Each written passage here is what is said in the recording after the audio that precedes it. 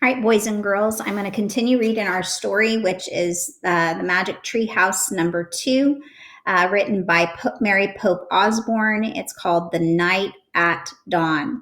Our main characters, Annie and Jack, have been in the castle, and they've traveled there by looking at a book and say, I want to go there. So they have escaped from the castle because there were people that were there, had taken them to the dungeon.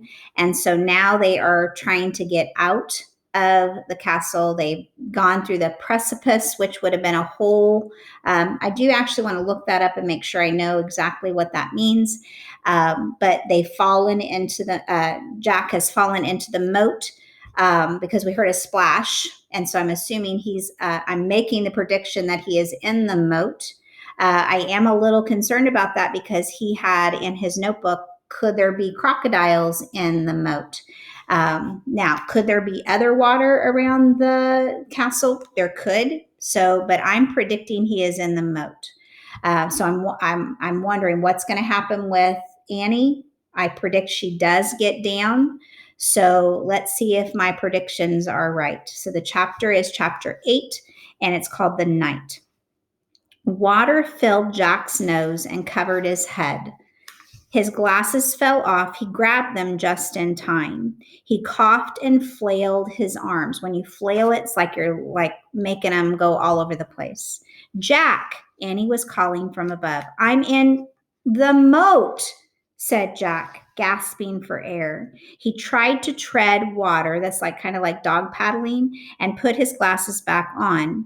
With his backpack, his shoes, and his heavy clothes, he could hardly stay afloat. Splash. Hi, I'm here, Annie sputtered. Jack could hear her nearby, but he couldn't see her. Which way's land? Annie asked. I don't know. Just swim. Jack dog paddled through the cold black water. He heard Annie swimming too. At first, it seemed as if she was swimming in front of him, but then he heard a splash behind him. Annie, he called. What? Her voice came from in front, not behind. Another splash, behind. Jack's heart almost stopped. Crocodiles. He couldn't see anything through his water-streaked glasses. Annie, he whispered. What?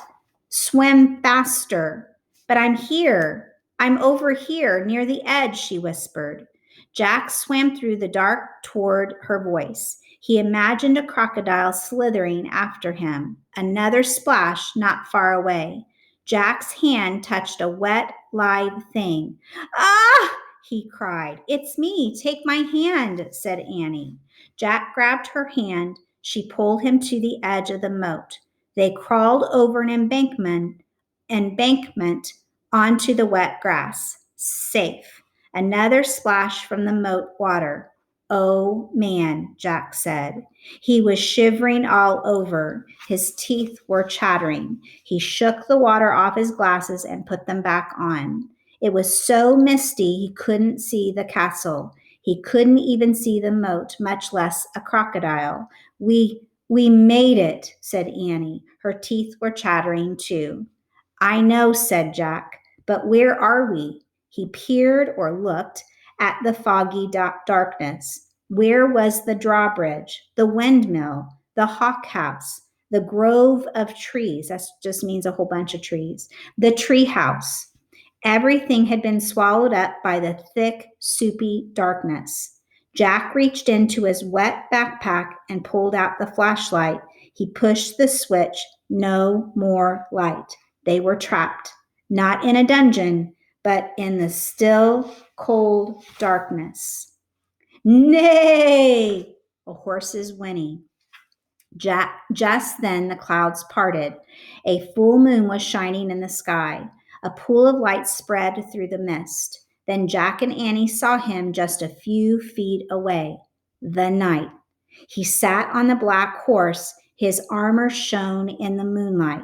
A visor, that's something that goes over your face, hid his face, but he seemed to be staring straight at Jack and Annie.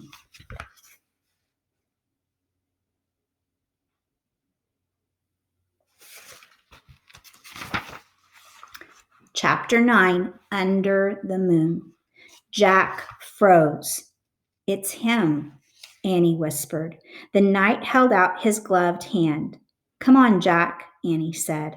Where are you going? Said Jack. He wants to help us, said Annie. How do you know?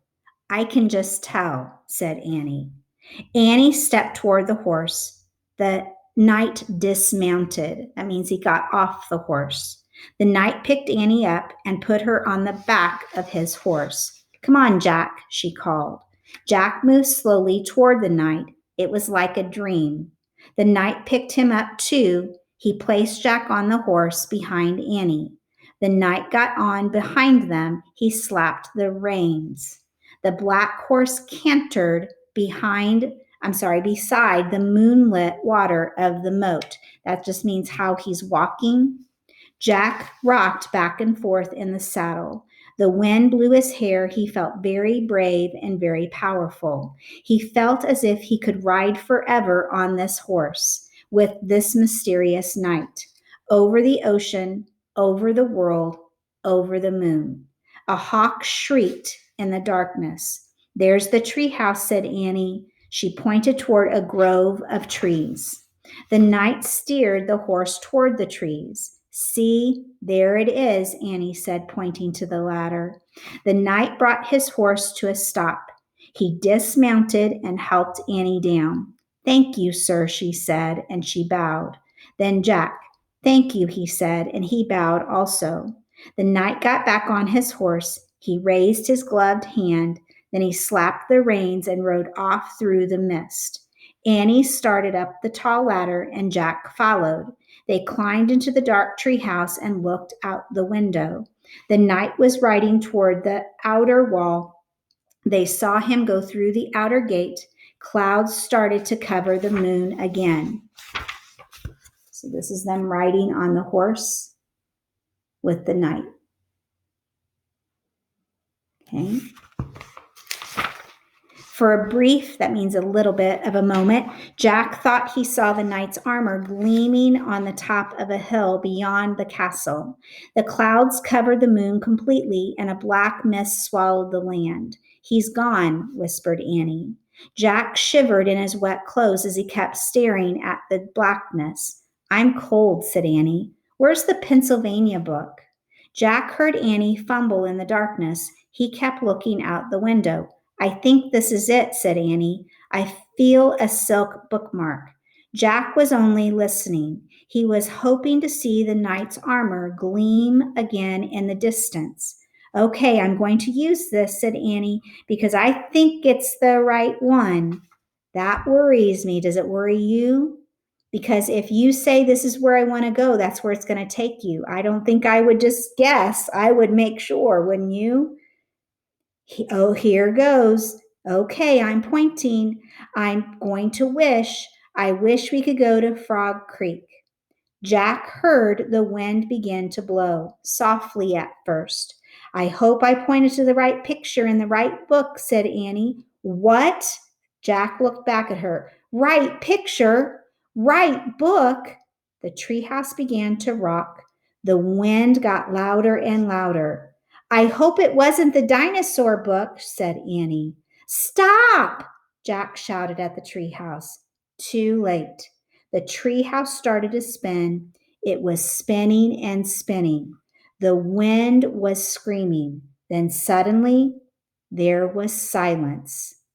Absolute silence. It says that all the time, doesn't it? All right. So I want you to predict, do you think they make it back home? Or do they end up someplace else? Do they end up back at the dinosaurs? All right, we'll find out in the next time.